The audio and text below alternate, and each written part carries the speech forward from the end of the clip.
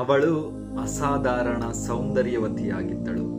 ಅತ್ಯಂತ ಸುಂದರಿಯು, ಜೊತೆಗೆ ಅಪಾರ ಶ್ರೀಮಂತ ಕುಟುಂಬಕ್ಕೆ ಸೇರಿದವಳು ಆಗಿದ್ದಳು. ತನ್ನ ಅಪ್ರತಿಮ ಸೌಂದರ್ಯ ಮತ್ತು ಸಕಲ ಸಂಪತ್ತಿನಿಂದ ಈ ಲೋಕದಲ್ಲಿ ತನಗೆ ಬೇಕಾದ ಪ್ರತಿಯೊಂದನ್ನು ಆಕೆ ಪಡೆದುಕೊಳ್ಳಬಹುದಾಗಿತ್ತು.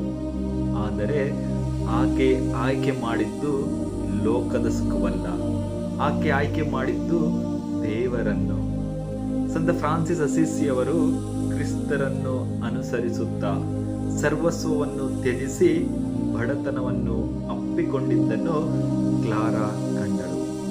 ಫ್ರಾನ್ಸಿಸರಿಗೆ ಕ್ರಿಸ್ತನಲ್ಲಿ ಅತ್ಯಂತ ದೊಡ್ಡ ನಿಧಿ ದೊರೆತಿತ್ತು. ಅವರ ತ್ಯಾಗಮಯ ಜೀವನವನ್ನು ಕಂಡು ಕ್ಲಾರಾಳ ಹೃದಯ ಸ್ಪಂದಿಸಿತು.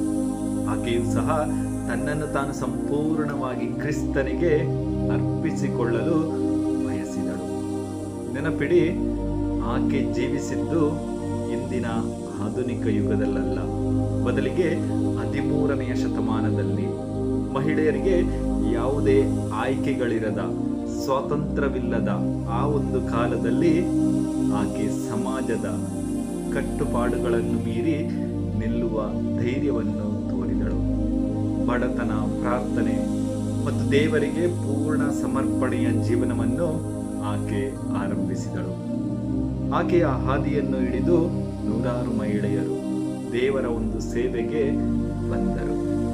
ಇಂದಿಗೂ ಸಹ ಇವರ ಆದರ್ಶ ಮಾರ್ಗದಲ್ಲಿ ಅನೇಕ ಪವರ್ ಕ್ಲೇರ್ಸ್ ಕನ್ಯಾಸ್ತ್ರೀಯರು ತಮ್ಮ ಮಠದ 4 ಗೋಡೆಗಳ ನಡುವೆ ಪ್ರಪಂಚದಿಂದ ಮರೆಯಾಗಿ ಜೀವಿಸುತ್ತಿದ್ದಾರೆ. ಆದರೆ ಅವರು ದೇವರ ಸನ್ನಿಧಿಯಲ್ಲಿ ಸಂಪೂರ್ಣವಾಗಿ ಉಪಸ್ಥಿತರಿದ್ದು ತಮ್ಮ ಪ್ರಾರ್ಥನೆ ಮತ್ತು ತ್ಯಾಗಗಳ ಮೂಲಕ ಜಗತ್ತಿಗಾಗಿ ತಮ್ಮ ಜೀವನವನ್ನೇ ಅರ್ಪಿಸುತ್ತಿದ್ದಾರೆ. ಸಂತ ಕ್ಲಾರಮ್ಮನವರೇ, ನಮಗಾಗಿ ಪ್ರಾರ್ಥಿಸಿರಿ.